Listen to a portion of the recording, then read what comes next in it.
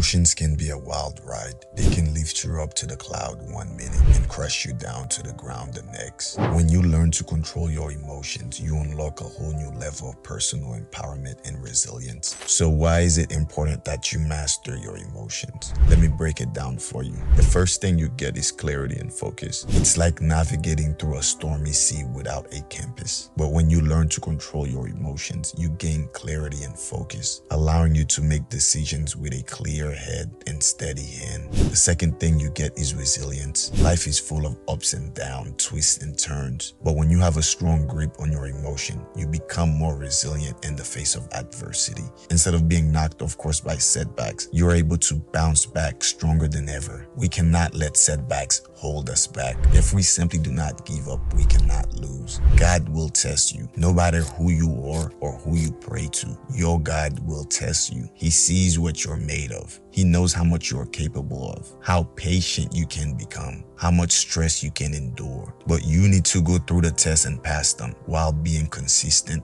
and calm. No matter how many times you stumble, we will get up and we will overcome and start running straight forward again. The next thing it will do is improve your relationship. Emotions play a big part in your interactions with others. When we're able to control our emotions, we become better equipped to effectively communicate, to solve conflicts, to build deeper and meaningful connections and relationships with people around you. A lot of connections stay surface level because you are unable to work on yourself. You don't even know your childhood traumas, bro. Like a lot of things you could have worked through and know and be in tune with yourself, but you haven't gone through the process of knowing who you are. You can't go deeper with someone without going deeper into yourself. Pause. And you can't master emotions until you start mastering who you are. And that's basically what mastering your emotion is. It takes time, practice, and a whole lot of self-awareness. So how do you start taking control of your emotional state? Here's a few things you can start doing today. Mindfulness. Yeah, please shut the fuck up.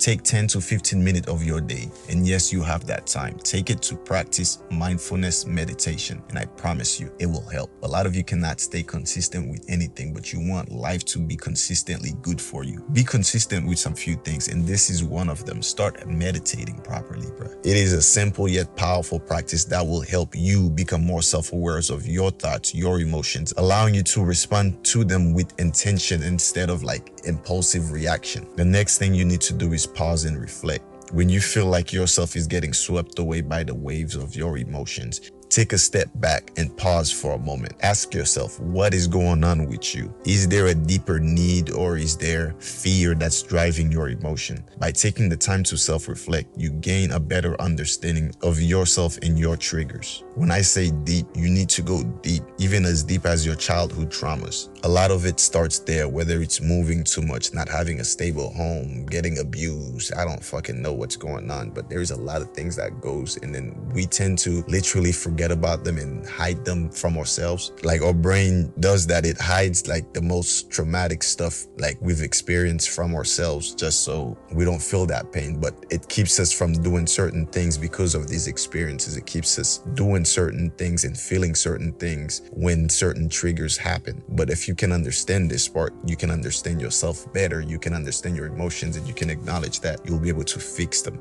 There's many things that's contributing to you being a little bitch right now, but you can work through them with self-reflecting. The next thing you need to do is love yourself a little bit more, bro. Practice self-compassion. Be kind to yourself, especially when your emotions are running a little bit high. Remember, it's okay to feel what you're feeling. Instead of judging yourself harshly or suppressing your emotion, practice self-compassion and give yourself space to experience and process them in a healthy way. When you suppress them for too long, they can cause more and more uncontrollable emotions, and that's when you get the impulsive reactions. This does not mean laying around all day or playing the game all day or scrolling on your phone all day. I'm saying understand that you're going through things, so you need to acknowledge it and work through it without feeling bad for feeling those feelings. We are humans. We are supposed to feel. If you're not feeling anything, you're a fucking monster. I don't trust anybody who says they do not feel anything. The problem is when you start feeling and stop doing the hard work altogether. The last thing on my list is seek support. Don't be afraid to reach out to anybody, whether it's me, a trusted friend, someone you can get guidance from, family members, or working with a therapist. Having a support system can help you navigate through those emotions more effectively. So, are you ready to take control of your emotional state and unlock your full potential? Let me know in the comments down below. And remember, no matter what life throws your way, you have the power to rise above and thrive. Now stay consistent and stay disciplined. And subscribe, you bastards. It's time to learn to let go. You worry too much. Learn how to stop worrying too much and reclaim your peace of mind. In our fast-paced world, it's easy to get caught up in worrying about the future. But today, I'm here to equip you with the strategies to break free from the cycle and live a more fulfilling life. Worrying is a common human experience that is characterized by apprehension, unease, and the fear of potential future events or outcomes. It often stems from desire to control uncontrollable events and can manifest as repetitive thoughts and physical symptoms like tension and restlessness. While it's natural to have some type of concern, some type of worrying, it's good to have a level of that, but it needs to be balanced. It's very necessary so you can solve problems, so you can plan. And excessive worrying is detrimental to your mental health and physical well-being. When you worry too much, it takes a toll on your health, relationship, and overall quality of life. Mentally, it can lead to a decrease of stress, anxiety disorder, and even depression. Emotionally, it can strain our relationships, worsen moods, and rob us of joy and contentment in the present moment. Physically, it manifests as headaches, muscle tensions, digestive issues, and compromised immune system. If you leave it unchecked, excessive worry can spiral out of control into a vicious cycle of feeling helplessness and despair. These are the steps you can do to help yourself stop worrying too much. Mindfulness involves paying attention to the present moment without judgment, allowing us to observe our thoughts and feelings without getting caught up in them. Meditation practices such as focused breathing or body scan can help cultivate a better mindfulness so you can stop worrying so much and relax and enjoy the moment, so you can live in the present more and enjoy yourself. There's many things that's going on right now that you cannot control, but you've heard this a million times. Stop worrying about it. Focus only on the things you can control. By replacing that irrational belief, we can break free from the cycle of worrying and create a greater sense of peace and resilience. Setting boundaries and prioritizing self-care. Setting boundaries involve recognizing our limits and advocating for our needs. Whether it's saying no to additional responsibilities or pretty much limiting the exposure of stressors. Prioritizing self-care means making times for activities that nourish our body, our mind, and our spirit, such as exercise, adequate sleep, hobbies, and spending times with our loved ones. If you don't have loved ones, bro, start building a foundation of people around you that cares for you and will go the extra miles for you, that you like to be around. And if you have these people, be around them more. Practice gratitude, and most importantly, practice appreciation. By creating an attitude of gratitude, we can shift our focus from what's lacking to what we already have. We can foster a greater sense of contentment and well-being. Cultivating resilience and acceptance. Resilience is the ability to bounce from whatever adversity and adapt to life's challenges with grace and strength. It involves acknowledging our emotions, seeking the support when needed, and embracing the setback as opportunity for growth. Acceptance, on the other hand, it involves recognizing and making peace with the things that are beyond our control, including time of uncertainty. By cultivating resilience and acceptance, we can navigate through life's ups and downs with greater ease and confidence. We're starting a movement, the Take Action movement. It's for men who's ready to take action to fix their lives and become the best version of themselves. And of course, conquer life. If you want to be part of it, don't forget to subscribe and grab your weapon over there. So learning to stop worrying too much, like everything, is a journey, and it requires practice, patience, and perseverance. By implementing the strategies that we've discussed today, you can foster a mindset of resilience and acceptance. You can free yourself from the grip of excessive worrying and embrace a more balanced and fulfilling life. You have the power to choose peace over worry. starting today. Remember, stay consistent and stay disciplined. Oh, and subscribe, you bastards. Many men will go through life living through the past while worrying about the future. I remember soaking my emotion in the past stuff I've said, done, or didn't do. Now I've just acknowledged that the past is the past. The future is the future. I live in the present because I can't change tomorrow unless I focus on today. And I can't change my past. What I can do is change my current present so it can eventually become a past that I can be proud of. Nothing changes if nothing changes. Not the future or the past. The change starts with you changing the present. You keep living in the past while worrying about the future. So it's usually depression from the past, anxiety from worrying about the future, but it's never anything about the present. When you don't focus on the present, you will never take action. When you worry about the future and you constantly visiting the past, you will not take action because you get so anxious about the outcome instead of enjoying the journey. A growth mindset is a powerful tool that will help you in the quest to stop excessive thinking, caring, and let you do a lot more. Cultivating this mindset can shift your focus from the fear of judgment to a commitment of learning and improvement. The next step you need to do is start embracing imperfection. Like I've told people multiple times, we're on the iPhone 15 now. If the first iPhone was so amazing and it was so perfect, we wouldn't be making 15 of them. Same thing with computers, same thing with everything around the fucking world. Everything is just remade. So you do not need to be perfect. If they didn't need to be perfect to make billions of dollars, you do not need to be perfect to make millions of dollars or thousands of dollars, or even to enjoy life. You need to just embrace stuff. You use imperfection shit all the time. You are using the iPhone 14, whatever the fuck you want, but they're going to release the next iPhone and the next iPhone and the next iPhone. It's still imperfect. So why are you overcaring over imperfections? You need to start focusing on doing instead of the imperfection. The fear of failure is usually the answer. The fear of being judged. But you have to understand, to grow, to learn, sometimes you'll have to make a fool out of yourself. You have to be willing to fail. You have to be willing to learn from those failures. You can get better at what you're doing if you're doing it every single day. You will only start overcoming roadblocks once you start taking action. Without action, you're just stuck there. You're not moving. You're not coming up with no ideas. You're not trying anything. I used to tell people I cannot share something because it's not ready yet, or I'm not ready to share it yet because I believe it's not ready. It needs to be perfect. A lot of times it was because I was afraid of what they would say. I was afraid that they would find it not good, not up to par, not up to standards to what they want. So I would pretty much hold on my work a lot of times, and that would hinder me. So if you're getting hindered like this, if you're not starting on your life because you are afraid of failing and you're using the excuse of it needs to be perfect, then you need to get off your high fucking horse and realize everybody fails and you cannot learn until you start failing.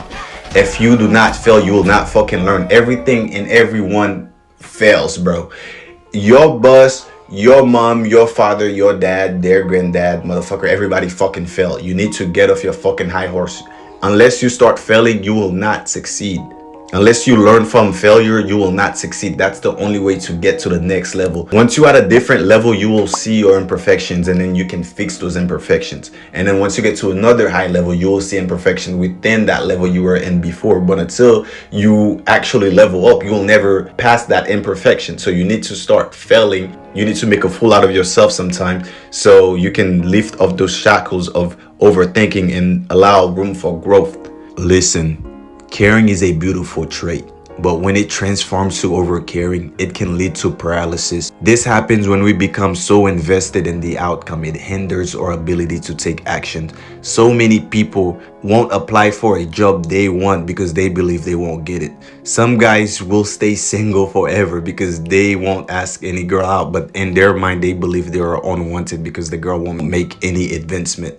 Even though they haven't even worked on themselves to be that guy. Why the fuck would they make any advancement on you when they have millions of other dudes around who's working on themselves, who doesn't care about what they think, who's pushing boundaries and, taking over the world while you just in your fucking dirty ass room, bro. Why would they go for you? So you need to get your ass off, get off your high horse and go talk to them. Like those type of shit, you need to get your ass off and go get the job that you want. You get what I'm saying? All these shit involves you not taking action, you focusing on the outcome more than the journey of you progressing and learning and failing and learning and coming back with a better strategy and trying again. So what's your goal? It's time to set realistic plan, make a schedule and stick with it. The problem with people is they try to make daily decisions every day, but you need to make a schedule and then you can mindlessly follow the schedule. You don't have to wake up every day and think what you're about to do because you have a fucking schedule to follow. When you don't have a fucking schedule, your mind wanders, it goes in the loop, it goes all over the place. It doesn't do jack shit but wonders and let you scroll on TikTok. Next thing you know, it's fucking 6 a.m. Next thing you know, it's 12 a.m. and you going to sleep and then you got work the next day. So get your ass off the fucking phone, get your ass off whatever the fuck you got on, make a fucking schedule and then get your ass up and get to it, bro. Like it doesn't get any easier than that, bro. That's all you need to do. Make a schedule, make a plan. I wish you guys would stop making it this hard. The whole reason you care is because you're not trying. You act like you're trying. You do the dumb shit, feel bad about it, and then feel better because you feel bad, but you don't do anything. You don't change. You don't progress the next day. You just keep doing the dumb shit and then you pretend everything is okay, but shit is not okay. Your life is passing away. You are losing at life. Everybody's passing you. Well, it's not even everybody's passing you because you shouldn't be focusing on other people, but your life is literally being thrown away. You're not focusing on the shit you're supposed to do. So you're wasting your youth. You're wasting the good time when you're supposed to be doing shit. And then when later on, you're going to blame other people for the failures of your life. No, asshole. You didn't do the shit you were supposed to. You let other people distract you. You let motherfuckers get in your way, not them. Motherfucker, it's your brain, your mind. How the fuck did they ruin shit for you? How the fuck you letting other people dictate your life? How the fuck you overcaring what other people think about you, bro? Like, it's all you, motherfucker. Like, you need to put your mindset into place where you getting a little bit more selfish. If you overcaring what other people think about you, you need to start thinking about shit that matters. Like, are they paying your bills? Are they in your life and making a positive change in your life? Are they contributing to how your life is developing? Are they actively, pushing you to do better? If not, why the fuck do you care about their opinions for, bruh? Like, half of the motherfuckers y'all care about are people who doesn't even know y'all even exist outside of the small communication y'all have with them. For the majority of people, they're so fucking stuck thinking about the future or even about the past, like I explained in the beginning of the video, that they can't even fathom that you exist. You just a fucking side character to them, just like everybody's a side character to your dumb ass. So you need to get off your high horse and realize you're not the fucking main character and nobody's having their fucking spotlight on you, and that you can fail, you can learn from those failures, you can learn from your mistakes, and you can grow from that. And stop overreaching for shit, bro. You need to build a better support system. No journey is meant to be traveled alone. Y'all need to start building a supportive network. You idiots fell for the whole dream of individualism, but that does not fucking exist. The minute you go through that journey alone and shit, like, that's great for 2-3 years, but you need to have some type of supportive foundation to where when you start failing, these motherfuckers are at your back, pushing you forward, pushing you to the next level. If you do not have that type of guidance, if you do not have that type of supportive system, if you do not have other people to share experience with, you need a few people in your life when you're in the depression state, when you're in the stagnant stage, to where they're like, nigga, get your ass up and go do some shit. You need those supportive characters. You need those valuable perspective. You need those different perspective and encouragement from people that cares about you, that's going to help you in your time of need. So to close all this, to have a conclusion, balance is important. You need to care enough to take action, but don't care enough to where you're stuck in the past or the future. So you can focus on action by embracing the imperfections and just do shit and then fix it later if you need to.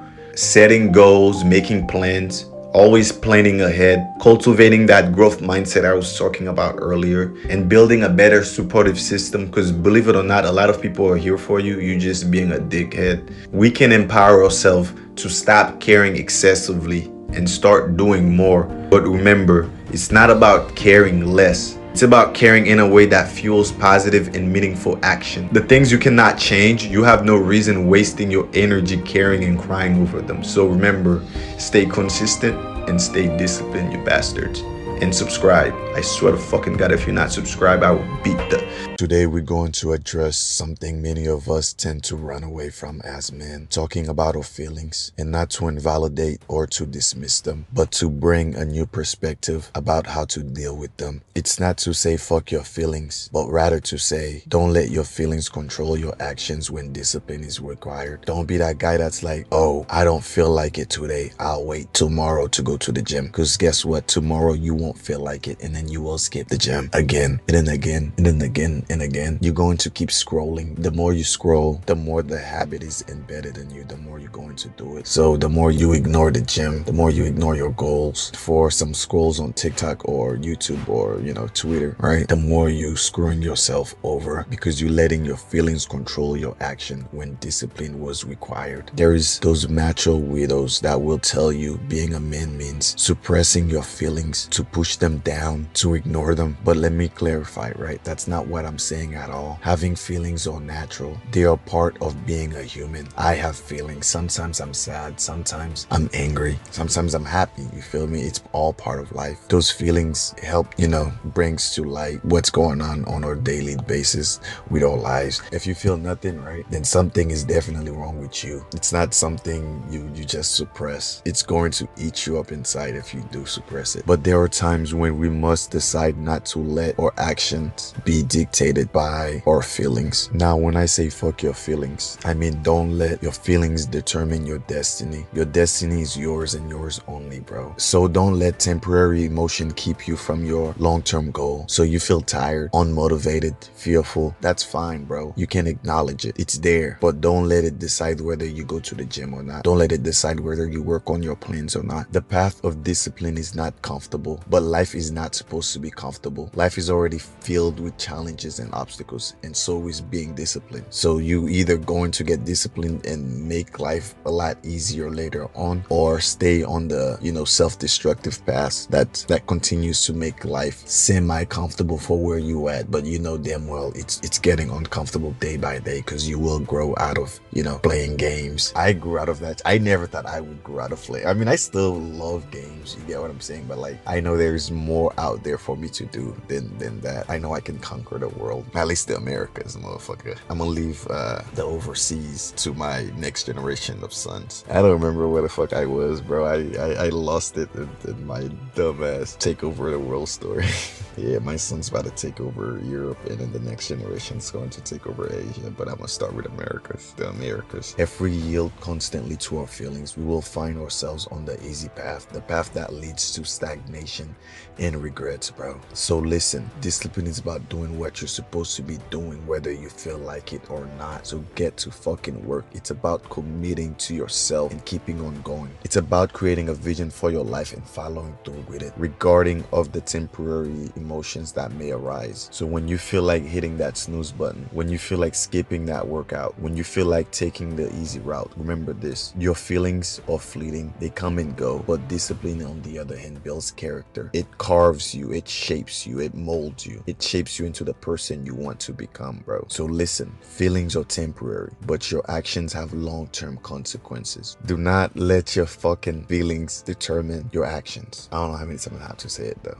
Discipline must guide your actions, not fleeting feelings. Stay strong, stay disciplined, and move forward. You have what it takes to achieve your goal, bro. Make sure your actions is reflecting that. So when I say fuck your feeling, it's not about denying them. It's about learning not to be a slave to them. It's about cultivating discipline. It's about getting shit done with discipline, boy. It's about staying consistent regardless how you feel in the moment. So stay disciplined, stay consistent. Send me your important messages if they're necessary, or if I have any life experience with them, I'll answer them on a video maybe. That's all I got for today. Today, I'm helping you get into a more powerful mindset, the mindset of nobody cares. While this may sound very discouraging, we're going to explore how we can embrace it and actually use it as motivation so we can take back control of our life and strive for greater success. When we acknowledge that nobody cares about all problems. It's not about dismissing our struggles. It's about embracing personal responsibility. It's a reminder that ultimately we create our own destiny, and it's up to us to take charge and create the life we desire. Instead of waiting for others to solve all problems or expecting sympathy from the world, to take proactive steps towards improvement, we become the drivers of our own success rather than passive bystanders. The realization that nobody cares, it frees us from trying to get any type of external validation or encouragement. We just focus on self-reliance. Instead of seeking approval and pity from others, we turn inward and draw upon our inner strength and resilience. By embracing self-reliance, we become more resourceful and adaptable in the face of challenges. We learn to trust our abilities and intuition, knowing that we have the power to overcome any obstacle that comes in our way. I believe in the phrase "nobody cares" because it serves as a powerful motivator to do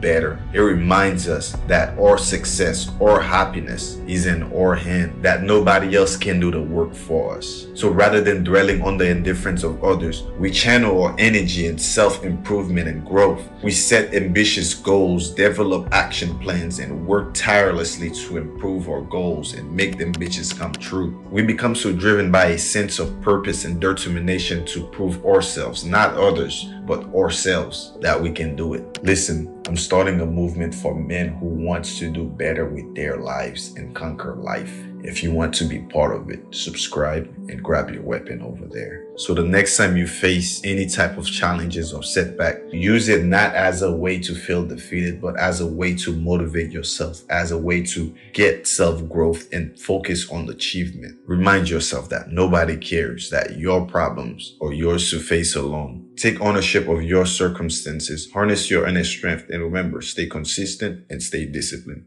I feel like it's mostly about the value that you place on those resources, be it the money, be it the time, be it the energy. My time is so important to me that I'm using it wisely. And the most wise way I can use it for me is on things that I love. And I really love me. So most of my time, money, and energy is poured into me. I'm filling my cup up. And that's what makes me attractive.